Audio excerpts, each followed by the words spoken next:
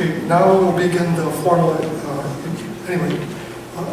very good preview, lots of accomplishments already summarized in those two citations. And we'll ask other people to embellish on those for each of the inductees. We'll start with the induction of Ron Koshoshek. We have presentations by three colleagues. Becky Glass is the Deputy Director of the Labor Network for Sustainability. She will start the presentation, then turn it over directly to the next speaker, who will be Tom Dawson. He is currently the Wisconsin Assistant Attorney General. He was the former Wisconsin public intervener and worked with Ron when Ron was on the Citizen Advisory Committee. So they will talk about that a bit more. And the last speaker for Ron will be Tom Quinn, who is the Executive Director of the Wisconsin Farmers Union. Okay, at that point I would invite Becky Glass to come forward.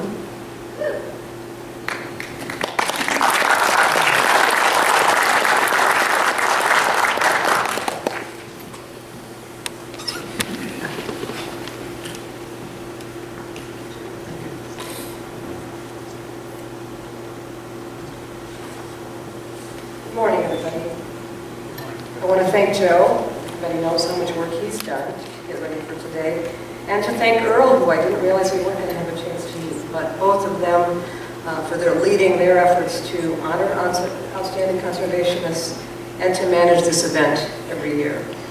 My name is Becky Glass, and I'm honored to be here speaking for Professor Ron Koshoshek. But before we talk about Ron, I just want to also congratulate the other two extraordinary conservationists who are being inducted today, Eugene Rourke and David Ladd, who I'm sorry can't be with us. As Joe said, I'm the Deputy Director of a national nonprofit organization called the Labor Network for Sustainability. We're devoted to drawing together workers and environmentalists around their common interest in addressing climate change. My husband Jim Hare and I are experiencing climate change on our farm where we raised our daughter, a grass-fed beef farm in the town of Prairie Farm in Barron County, Wisconsin. And Jim and my daughter are both here today with us. Relative to many of you here, I've known Ron only a short time.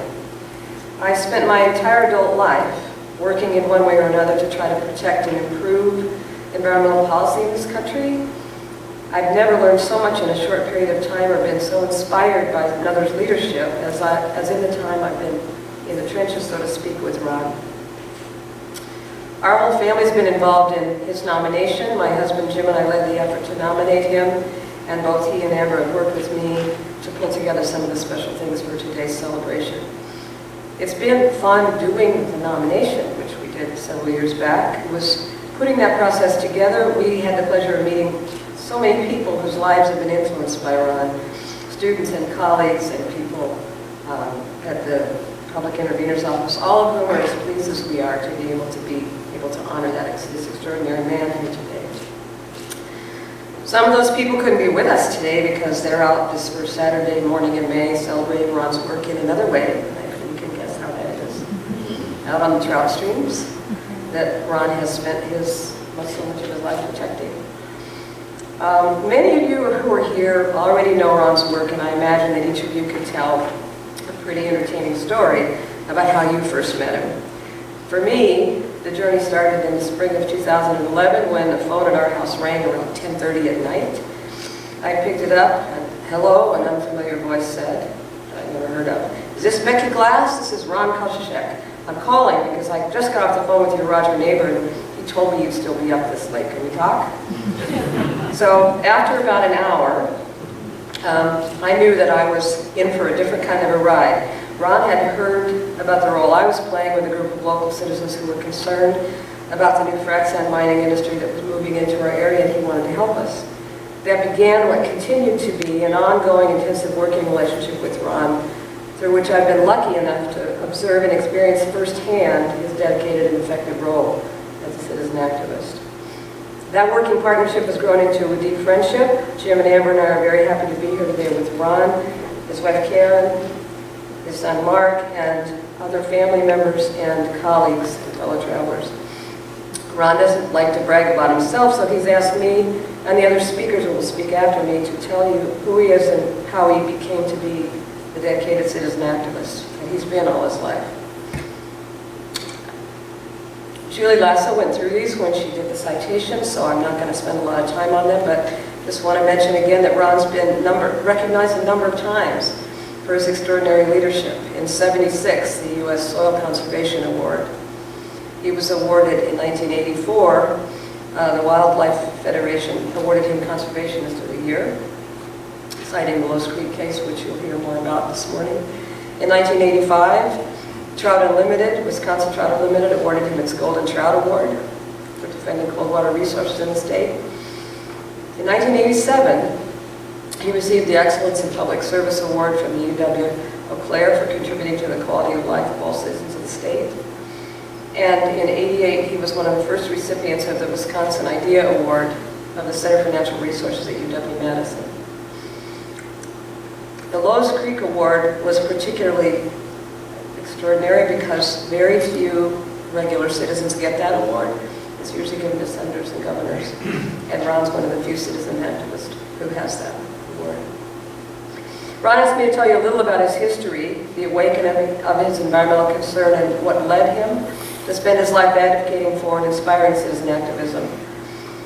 He describes himself as a lifelong conservationist, fly fisherman, and grouse hunter. He grew up on the clean, beautiful streams of Wisconsin, fishing with his dad. He graduated from college in 1959 with a major in philosophy and minors in history, foreign languages, and education. He wasn't sure what he wanted to do with his life, and he decided to take a year and work on his family's farm. That course changed when, after a few months on the farm, Regis High School in Eau Claire called and asked him to teach American history for that season. He went to work teaching American history from a philosophical issue perspective, and many of the students began meeting with him after school in discussions about a wide range of philosophical issues. He loved it and knew then that teaching was what he wanted to do in his life, and in the course of the next number of years, many students had similar experience to those students back at Regis High. Off to Fordham then he went to the PhD program in the fall of 1960, and in 1962, Fordham offered him the opportunity to become the first lay instructor to teach philosophy in Fordham's undergraduate college. Over the next few years, both the philosophical and practical underpinnings of his activism developed. In 1967, he took a position at Dartmouth College. While there, he spent a lot of time, as much time as he could, I imagine, fishing in the streams and woods of the Dartmouth Grant, a 27,000-acre wilderness area in northern New Hampshire. One day, he caught one fish, which was oddly disturbing. That was the only fish he caught that day, and it was a brook trout with a large head, looked like about a 7-year-old, but a small tail and body, not the size of a 2-year-old. He went looking for why, what was wrong with that fish, and a biologist at Dartmouth explained that this was typical of what few trout were left in the streams of the Dartmouth Grant because of acid rain. It turns out that this kind of a fish, the head grows based on genetics, so it was a normal-sized head. Its body grows based on nutrition, and the acid rain was destroying the natural nutrition for fish in the streams. A year or so later, in '68, while fishing on a tributary to the Connecticut River, he noticed that all the planted trout, I think 10 to pretty good-sized trout, had boils. When he asked about that, he was told that that was because of the chemical contamination from barrels of waste material from the old textile industry. In 1969, Ron returned to Eau Claire as an assistant philosophy professor at the UW-DC. When he went trout fishing in Elk Creek, where he'd been fly fishing with his dad over the years when he was growing up, he hooked a large trout, and he was working on bringing it in. It surged into a small indentation in the bank, swam down into a small pool, and then it came up belly up, struggling. He revived it, and then he walked upstream to take a look and see what happened. And what he found along the bank of the stream in an indentation were discarded fertilizer bags that were leaking into the stream. So his concern for the trout streams was growing. In 1972, he founded the Ojibwe chapter of Trout Unlimited. Now that you're clear what a chapter. Julie told you he served from '76 until he was appointed the Public Intervenor Office in '79, and he also served on the National Board of Directors of John Unlimited. In 1974, he was introduced to his first big issue by Art Schroeder, the Clare County Game Warden. Art asked if Ron was interested in doing something about the damages to trout streams that were resulting from road and bridge construction. Those projects were causing sediments from the exposed roadside ditches rode into the streams. You open areas exposed to the elements with no seeding or other erosion control measures. Art said it was illegal, but the DNR wasn't going to do anything about it. Ron started looking into that, and the next year he started teaching ethics, which he had continued to do for the next 21 years. By 1976, his research confirmed Art's belief, and so Ron formally requested that then DNR Secretary Tony Earl do something about it. Tony Earl declined, and then Ron turned to the Attorney General, who referred him to the newly created Public Intervenor Office. They invited him to present his case to their newly created Citizens Advisory Committee. They advised him to find a good test case and file a petition for a contested case hearing before an administrative law judge. He found 7 damaged Class 1 trout streams in Marathon County, found 6 citizens to sign the petition and assign us with the necessary expertise, and they went to work. Public Intervenor Peter is here today, represented them, and interestingly enough, defending the DNR was George Meyer, who's also here with us today. He later became Secretary of DNR, who's now the head of the Wildlife Federation. The judge decided in their favor and ordered the DNR to require permits of the Department of Transportation in Marathon County. That didn't sit well with DOT, and it wasn't long before legislation was passed that replaced the permit procedure with the creation of an erosion control manual with the regulatory force of law that sets forth the standards and procedures to be used when constructing roads and bridges. That manual went into effect in 1980. A year later, it was also adopted in the state of Minnesota, and it's the foundation for the standards of today. I know you've all seen when they're building roads, hay rolls and side ditch matting and silt fences, which are preventing that kind of erosion. That's the origin of that was Ron's work in that project. While Ron's activism was growing, so was his philosophical understanding and appreciation for the importance of protecting our natural resources. As he went from teaching philosophy to teaching ethics to teaching philosophy of law, he engaged his students in understanding the public trust doctrine. Most of you here know what that is. It originated during the Roman Empire. It's very old. It holds that the sea, the shores, and the air and running water were common to everyone and cannot be appropriated for private use. Those rights were strengthened by later laws in England and became a part of the common law of the United States and broadened to apply to mineral or animal natural resources contained in the soil and water of those public trust lands. According to this doctrine, and now written into both U.S. and Wisconsin law, the government has a duty to protect and preserve those resources. And as Professor Koshoshek taught me, is the basis of our conservation ethic. As he says, it is the obligation of every citizen who cares about the outdoors to become involved in government and to educate others about resources. There are 2 recurring themes in Ron activism. 1, good government requires citizen involvement, and 2, conservation requires citizen involvement engaged in good government. I've seen Ron apply that in his work in the frac sand industry, and I've heard many of his students over the years talk about that basic understanding forming the work they've done since then. I want to thank the Conservation Hall of Fame for granting Ron this honor. I want to thank Ron for asking me to speak for him today, and I'm going to turn it over to the other 2 speakers to tell their story here. Tom Dawson, who you've already been introduced to, Assistant Attorney General and Director of the Environmental Protection Unit at the Wisconsin Department of Justice. Served for 19 years as public intervener until it ended in 1995. And then following him will be my old friend Tom Quinn, who's the Executive Director of the Wisconsin Farmers Union. Thank you.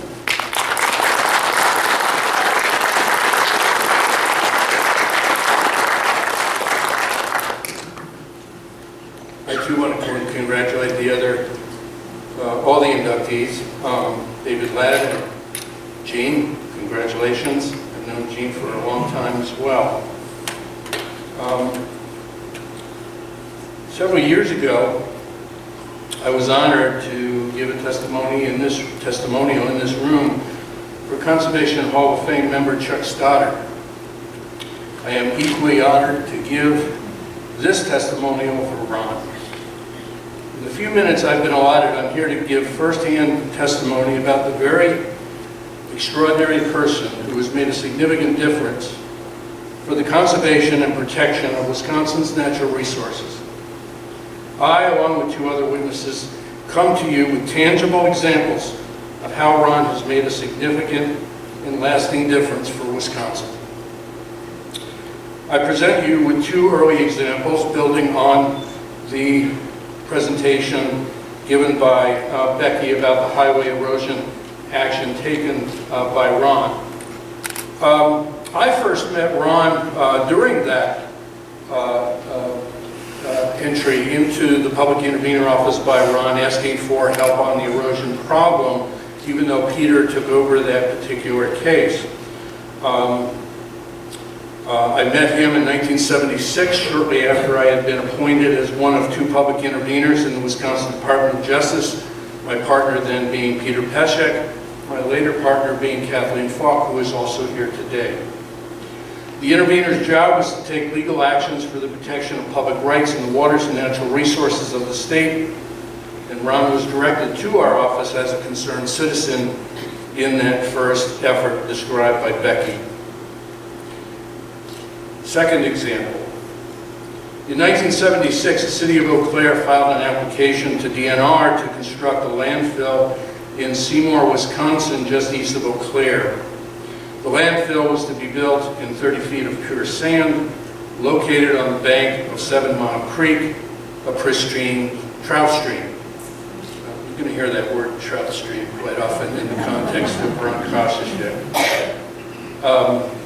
The DNR intended to issue the permit based on little engineering and a policy then called natural attenuation, a version that I regard as the solution to pollution is dilution. It meant that the landfill leachate would move toward the groundwater that fed the creek. Again, Ron did the work and the research on the stream. He studied the stream's aquatic invertebrates and the genetics of the unique species of brook trout in the stream. And Ron took that information along with the town of Seymour chairman and the head of the newly created Altoona Lake District to a meeting of the Public Intervenor Citizen Advisory Committee. Based on the sound work done by Ron, like the sound work he did in that other case that Becky described, the committee took on the case. This time I had the honor to petition for a hearing on the landfill application. We obtained a top landfill engineer from the University of Wisconsin as our expert. Ultimately, we prevailed. The result was the first fully engineered solid waste landfill in the state of Wisconsin. That victory was followed by our successful efforts to reform Wisconsin's solid waste law and adoption of regulations requiring landfill liners and leachate collection systems. Example number 2, Lois Creek. Becky mentioned Lois Creek. Lois Creek is a Class 2 trout stream. It flows north about 15 miles to Eau Claire and then east to the Chippewa River. Around 1977 to 78, Ron fished a section of Lois Creek that he had successfully fished years before. He caught nothing. Now, as a brief sidelight, you have to know that Ron is a world-class fly fisherman. If there were any fish in that stream, he would have caught them. Ron's stream thermometer confirmed the stream was too warm for trout, likely because the stream was starting to receive heated runoff and sediment from the new residential and commercial development nearby. Between 78 and 79, Ron set up a temperature profile of the entire stream over a 2-year period. He gathered fishery data collected by DNR and anecdotal evidence from local fishermen. Ron helped form the Lois Creek Protection Association, composed of local officials and neighborhood residents. In 1979, Ron brought the issue before the Public Intervenor Citizen Advisory Committee. I was directed to file a 6-citizen complaint against the city and the developers. I did. But the case never went to hearing. Ron and I negotiated a landmark agreement signed by Trout Unlimited, the City of Eau Claire, the Public Intervenor, and the DNR. The city agreed to effectively control all stormwater runoff to pre-development levels. Today, Ron gladly will give you a tour of the numerous neighborhood runoff ponds that have been built to capture, hold, and infiltrate all stormwater in both residential and commercial areas near Lois Creek. Lois Creek Park was created with trails and bikeways to further shield the creek from the impacts of development. Today, the stream remains alive and well on the southern skirts of the city. The agreement was the precursor for stormwater control regulations later to be adopted for residential and commercial development. Now, by this time, it became evident that Ron was an up-and-coming leader in the conservation and environmental movement of the 1970s and 80s. Because of that, Ron was appointed to the Public Intervenor Citizen Advisory Committee, the committee to whom he had often come as a citizen for help to protect natural resources. Not long thereafter, Ron became its chairman. Ron continued as a valuable citizen voice for Wisconsin's natural resources and led our office on to many other significant accomplishments in the areas of wetland protection, groundwater protection, metallic and non-metallic mining regulation, pesticide regulation, access to navigable waters, and protection of surface water quality, just to name a few. Since the Public Intervenor Office was abolished in 1995, Ron went on with his work, which continues to the present. Let me just conclude by saying that Ron's dedication to resource conservation, his intellect, his hard work, his homework, and his courage easily qualify Ron for induction into the Wisconsin Conservation Hall of Fame. I'm proud to have nominated Ron, but I'm equally proud to be able to say he is my very good friend. Thank you.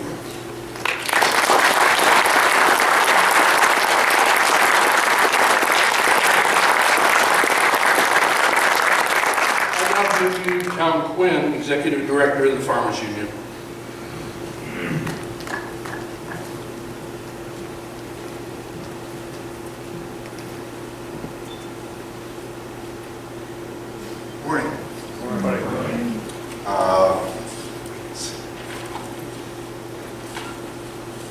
Thank you and others for your long work in putting together this program and maintaining this important conservation heritage effort. I'm really honored to be part of today's ceremony and to join the other presenters. Particularly to honor a friend who has been a real inspiration to me and to many others. I'm Tom Quinn. I'm the Executive Director of the Wisconsin Farmers Union. We're an organization started in the 1930s. At that time, strongly committed to promoting conservation practices amongst in agriculture. We still maintain that ethic, and we are, I think, in the process of trying to reestablish and rejuvenate our voice in promoting and partnering with you in that kind of a project.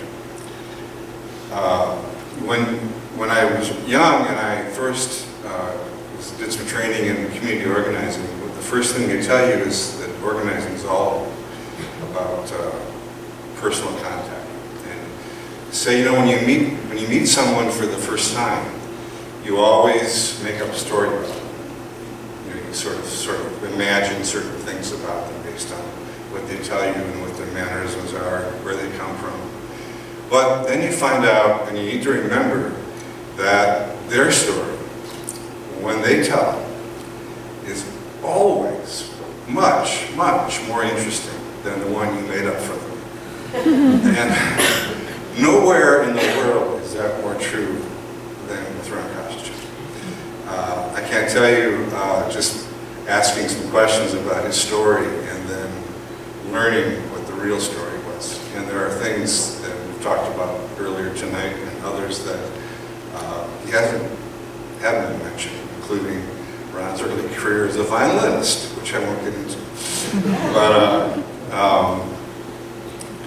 my friendship with Ron began only about 4 years ago, but it has encompassed what has become and promised to continue to be one of the state's most rapidly emerging environmental concerns: the development and expansion of the frac sand industrial mining complex in west central Wisconsin.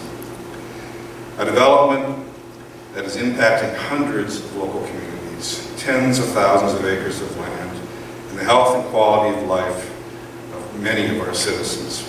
And a development that will likely be with us for a very long time.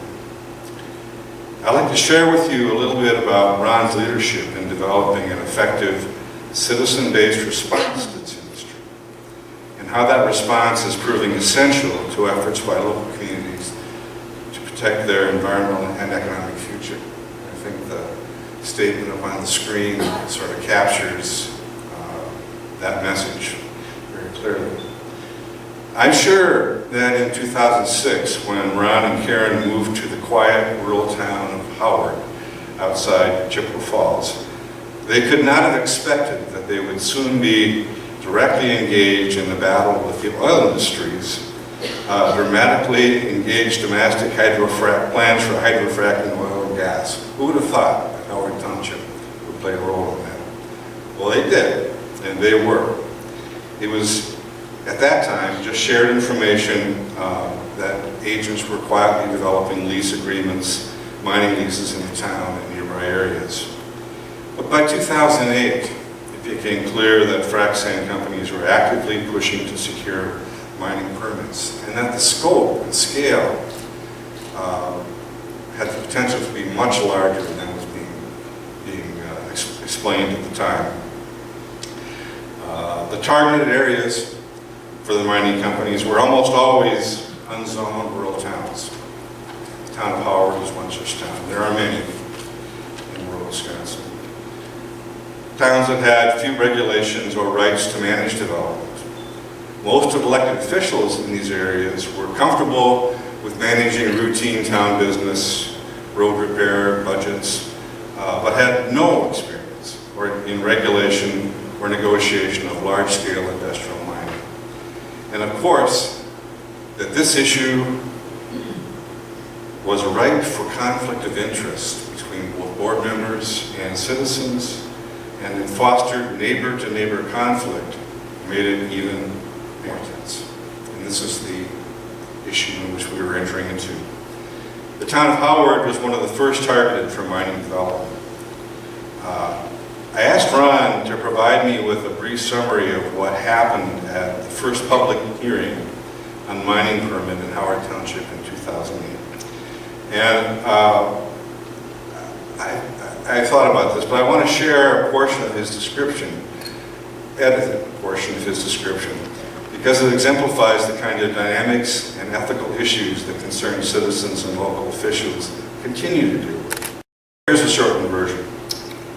I attended a hearing on the Town Plan Commission to consider a petition by Canadian Sand and Propans to mine frac sand in the town. I attended the meeting out of curiosity and was utterly shocked by what I saw and heard. It was clear that the 5-member Plan Commission was illegally constituted. The hearing was improperly noticed. The town lawyer had provided an ordinance he found on the internet that was less than a half-page long. It contained no standards or procedures of any kind. About 200 people packed the town hall, which is something we see all the time, for the hearing, including company reps, county officials, townspeople. Citizens had many concerns, and there was no written proposal or plan they had a chance to review. The town chair would declare questions as irrelevant and terminate the testimony if it provided evidence that was not favorable. I remember a registered nurse reciting facts about the risk from exposure to respirable crystalline silica. The chair stopped her midway through her testimony because, as he noted, property owners should be able to do whatever they want with the land they own.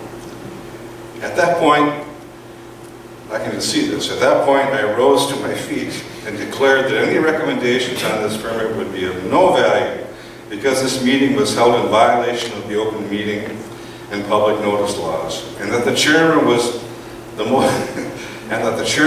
most incompetent I've seen in my 35 years of attending public hearings around the state. How do you really feel, Ron? When the chairman then asked the town lawyer whether they could meet with the company in closed session, and the lawyer said, well, that'd be okay. I again rose to my feet and declared that not only was this advice contrary to law, but if they did this, the town government would be open to suit by local citizens. The lawyer went to get his book on open meeting law, and after reading it silently for 5 minutes, admitted I was right, and the meeting was adjourned. You know, one almost has to feel sorry for the poor town chairman, who with Ron's imposing figure and voice, rose to offer what he meant, I'm sure, as only constructive criticism. But to the citizens there, and at the other meetings that I've seen Ron talk at, that forthrightness, that ability to speak directly, to explain what's happening, provided a breath of fresh air and empowerment to people who was much needed. The town Howard went on to constitute its planning commission with Ron's guidance and research wrote a mining ordinance that addressed key environmental concerns on groundwater, hours of operation, impacts on adjacent landowners, property valuations, remediation of environmental impacts, and more. All the things that local government, working within its legitimate authority, is empowered to do. Paul Kent, who's here today, provided the fine-tuning of the language, and together they negotiated a developer's agreement with EOG, a large company that recently purchased the mine.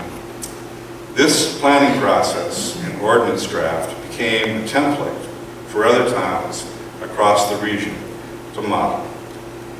At the time, Wisconsin town government and the legal profession itself were ill-prepared to deal with the suddenly blooming industry and the implications of it. Citizens understood that state agencies charged with protecting their interest had neither the resources nor the political support to do so. Local governments, with all their flaws, would need to step up. Local leaders would need to understand how to grow in their roles as public servant, and Ron provided a model for how they could do that. From that time, Ron began sharing his experience at local meetings from Barron County to Crawford County, offering 2 or 3 nights a week, driving long distances. It was one of these informal meetings, organized by my friend, longtime friend Becky Glass, in her community that was dealing with this issue that I first met Ron. Later, when I was exploring ways that Wisconsin Farmers Union could help our members and local communities learn to better protect their interests when faced with mining development, Becky, Ron, Dan Masterpole, I think he was here, from Chippewa County Conservation, became key partners. The other key partner was Rick Stadelman. He's also here from the Towns Association. When we convened a meeting and suggested with Rick that the association join Farmers Union in co-sponsoring a training workshop on frac sand issues, he agreed at once, provided that Ron was involved. In late 2011 and early 2012, we had held 2 full-day workshops providing in-depth training to overflow audience of over 700 local officials and citizens. The information toolbox gathered for those workshops remains a key resource for local communities in dealing with these issues. And Ron has to thank for that. The other issue that, there are many issues, but one of the other issues related to frac sand that Ron, I think, provided that's emblematic of the kind of work Ron did is around the question of air quality. This is always the question of respirable silica dust and its potential health impacts has long been a public concern, especially as these sites are often located adjacent to schools, nursing homes, houses, communities. The DNR has resisted any push to monitor for the 2.5 parts per million standard that was required to determine the health impacts of silica dust.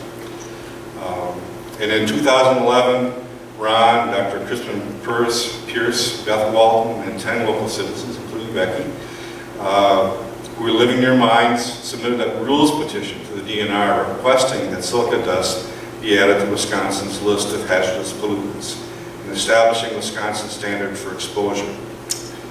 This position was denied by the DNR secretary. Despite this setback, which was not unexpected in this politically charged environment, Ron recognized that local county health departments were willing to take on the issue. Again, the role of local government, accepting and acknowledging that role and really building on it. And he initiated development of an innovative community-based air monitoring project that directly engages the core mission of our county public health departments. They want to do their job. We gave them the tools to do it, and they said, yes, we'll do it. Beginning with a pilot project in Trempealeau County, the project first partnered with Wisconsin Farmers Union Foundation to purchase monitoring equipment and train staff to collect air samples that would be analyzed by the prestigious University of Iowa Public Health Research Team. Health departments in 12 counties have since cooperated to receive independent grant funding and will be initiating a full-scale program with the University of Iowa this summer to do citizen and community-based monitoring based on good scientific information. And we will know whether silica dust is a hazard or not.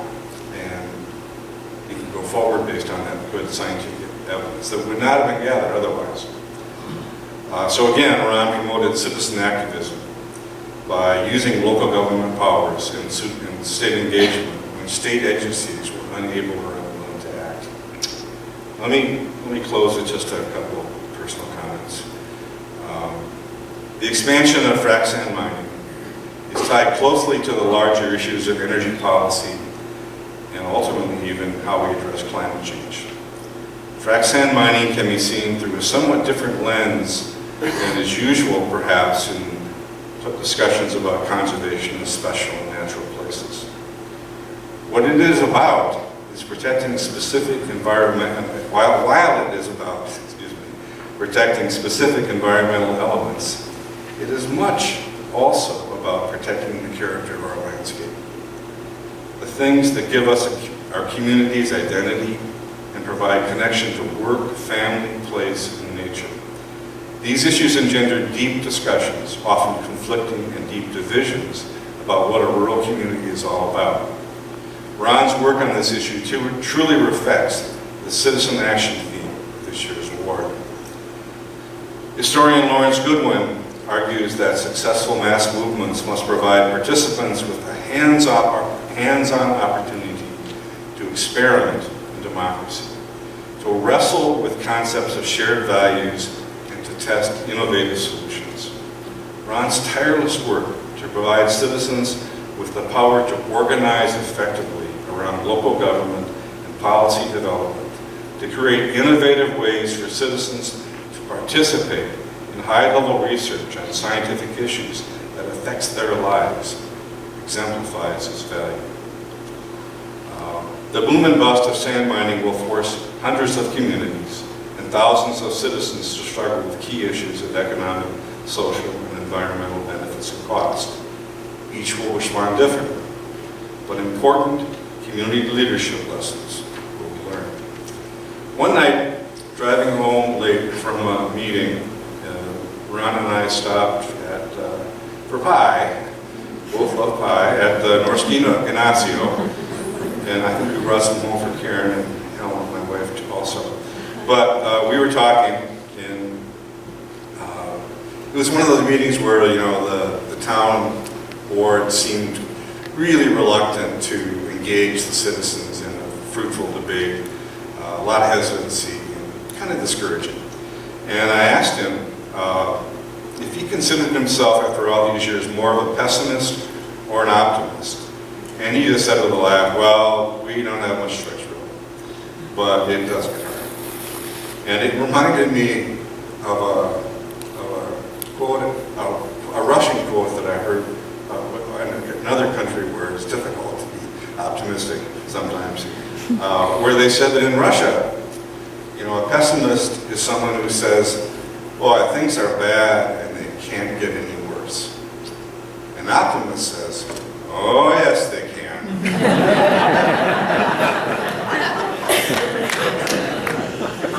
Ron, I don't know exactly what that means, but there's something about, you know, finding optimism in even very difficult situations. And I think that is what Ron Koshoshek's life is about. And that's most importantly, what he has shared with his friends and his colleagues and with the entire state of Wisconsin. And I'm honored to consider him a friend and to be able to speak on his behalf at the ceremony today. And with that, Joe, if you're around, I'll turn it back over to you.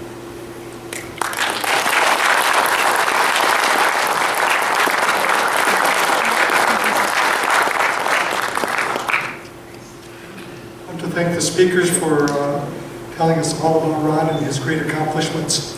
A quick aside, for many years, about 25 years, I taught a class called Environmental Issues Investigation and Action at our university. There might even be some of my students here in the class or in the audience.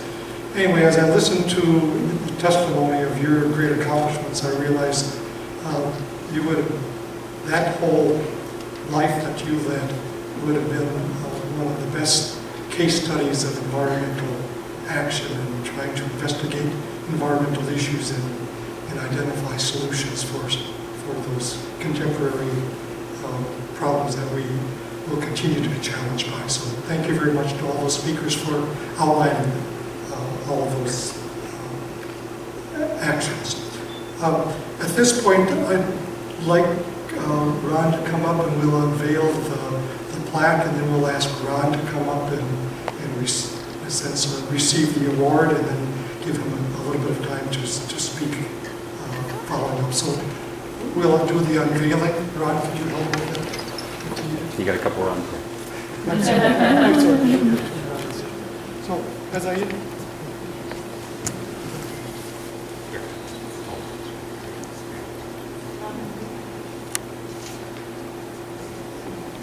and because the plaques are rather hard to see from the audience, we decided to take a picture of them and to be able to see them in the audience. Like many trophies, the trophies don't go home with the awardee, so this particular plaque will go in the Hall of Fame. Last year we started to make a replica that indeed will go home with Ron. So Ron, I'd like to present that to you and give you a chance. Congratulations.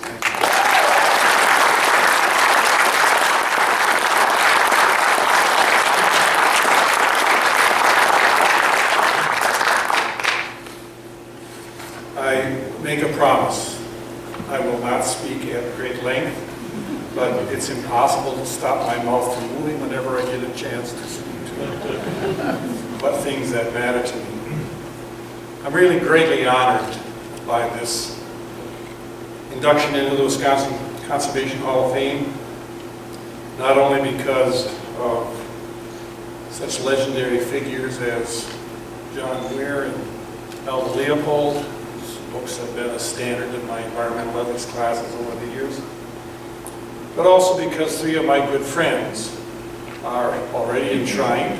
Robert Hunt, who I worked in the 70s on habitat projects and had great disagreements about how to construct boom covers. Chuck Stoddard, who from Minong, was a very close friend, who worked on many issues, not only in the public intervenor office, but also out of that office independently. And then Martin Hansen from Mellon, whose position on the public intervenor advisory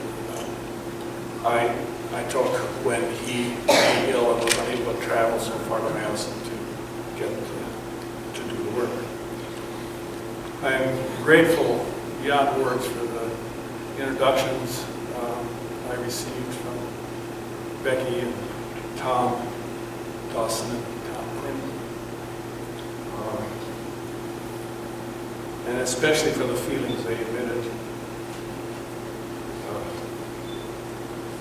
It meant a lot to me. If I might,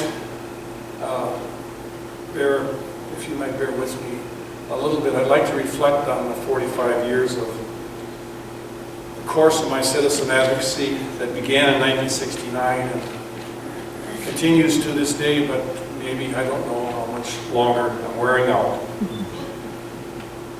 The DNR was created in 1967 by joining two agencies, the Department of Development and the Fish and Game Commission. Citizen boards were a common component in many agencies of Wisconsin government. And when DNR was created, a citizen board was created and empowered to set policy. In the 1970s to the Public Intervenor Office. I could not have done that without an institutionalized citizen board like the Public Intervenor Board, or even, for that matter, like the DNR Board. Again, a citizen board empowered with authority to guide an agency. 1976 to 1995 was what I would call the golden age of conservation in Wisconsin. That was due to the fact that we had a conservation voice instituted in the two agencies that together, despite their adversarial mode, had to cooperate in order to conserve and sustain our natural resource for future generations. In fact, Wisconsin became famous because of the institutionalization of the citizen voice for conservation within government itself. In the early 1980s, New Zealand, not to get too far off track here, New Zealand federalized its waters and its forests. And they did so in order to infuse science in the management of their lands and their waters. They essentially took away or disenfranchised the former local citizen groups called, at the time, acclimatization societies in New Zealand. And there was tremendous unrest because of taking away management of lands and forests and waters by these local groups. So they knew of the Wisconsin system. And I was invited there by the New Zealand government to meet with all the citizen groups from the North Island to the South Island one day, and I was down there for 3 weeks, stayed with resource managers in all of these areas and met with the citizens, and of course had to go trout fishing a couple more days in each of these places. That was the first of 4 visits to New Zealand. But the reason was Wisconsin's worldwide reputation for active citizen voice, not just through the ballot box, but institutionalized in the very governance of our major conservation agencies. In 1995, that voice was silenced in the budget of Governor Tommy Thompson, and the office was abolished. In the 20 years since 1995, the citizen voice in conservation and natural resource management has been systematically weakened. Not only was the Public Intervenor Office abolished in that budget by Governor Thompson in 1995, but in that same budget, the DNR board authority was removed for choosing to hire or fire the administrator of the DNR. 20 years later, in the 2015 budget of Scott Walker, even more radical proposals are being suggested to severely silence the institutionalized voice for conservation. This budget, as it currently stands, removes authority of the Citizen DNR Board entirely, demotes it to simply an advisory body. It targets cuts in funding for scientific positions within DNR that are so necessary for conservation-oriented management. It tried but apparently failed to eliminate the Wisconsin Idea Award practice, in which the universities of Wisconsin, the university system, was encouraged to do research on behalf of the public good. In fact, those currently placed in charge of the destiny of our state abhor even the language of conservation. What agency doesn't allow a citizen even to mention or utter the words climate change? And I suspect that we may soon hear DNR staff and agencies not being able to pronounce or utter the word pollution.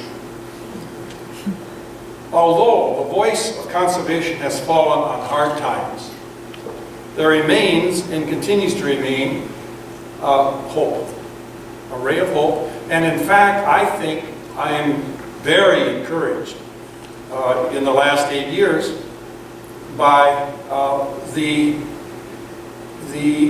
energy and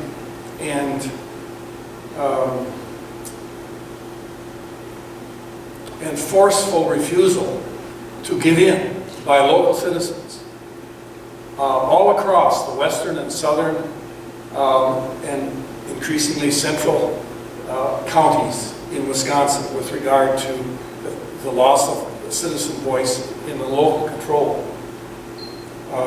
There is currently, as you may have heard, or at least you may know, there is a fear that in the budget, snuck in during the caucus prior to vote, not mentioned beforehand, there may be a provision that will preempt local control entirely or to some significant degree with regard to regulation of frac sand, industrial sand mining.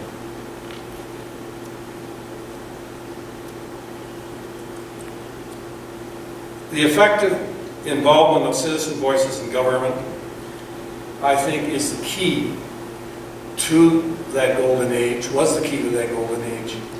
And even though that we have lost that institutionalized voice to a significant degree and are threatened to lose more of it right now, I do think that we all have to work hard in the future to make sure that voice is once again restored to our political institution. I want to congratulate and express my appreciation to my co-inductees, David Ladd and Eugene Rourke. I've known of them for many years. I've never had a chance to directly meet them, or at least my age prevents me from remembering the chance I had. I would like to specifically recognize 4 people, and I would like them to stand when I do. These, conservation leaders, and I'm sure that Gene can say the same thing, we're not solitary heroes. Most of our work is really possible because of other people with whom we do work, who share our passion for saving our resource for future generations. And one such person I would like to recognize is Professor Arlen Christensen.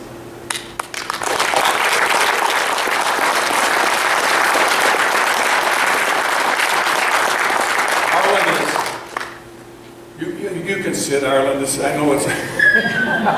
Thanks, Ron. I didn't put a time frame on the stand. Arlen is rightly known as the father of the Public Intervenor Office. He also continued its work by establishing and overseeing a clinical internship program while that was in effect of 19 to 15 law students each semester that worked in the office and assisted in handling calls from citizen groups, educating citizens. And when the public intervener office was abolished, he created a private sector nonprofit organization called Midwest Environmental Advocates, of which Kimberly Wright is here. Would you stand, Kimberly?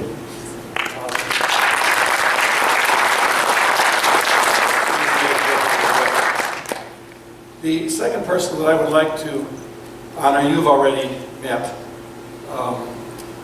but Tom Dawson, you've stood here, you've heard his voice.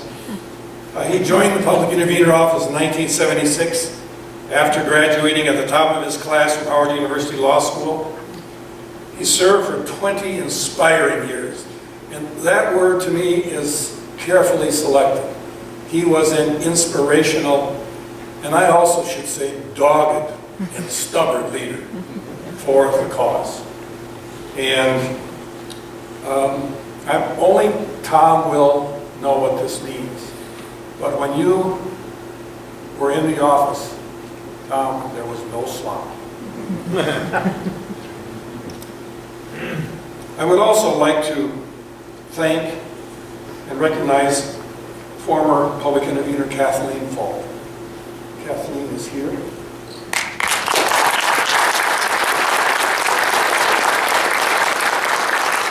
Kathleen was a philosophy major and graduate of Stanford University and got her law degree and went to work for Environmental Decade organization in the 80s. She was hired as an assistant AG and public intervener.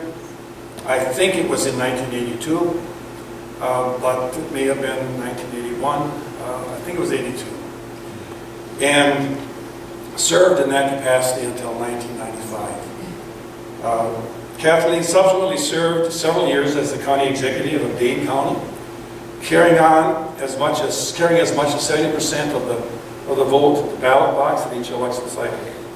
In that position, she continued to foster an environmental ethic in Dane County by redesigning a development project, a redesign that was necessary for the protection of Black Earth Creek, a trout stream and she's a trout fisher.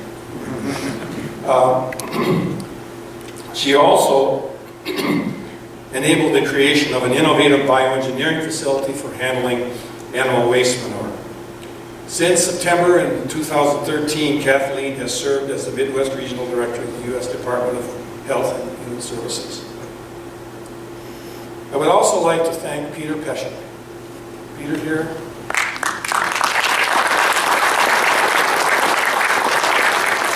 Peter was one of the two first public interveners. And he worked as a public intervener from 1976 to 1982. I will never forget the day, Peter, that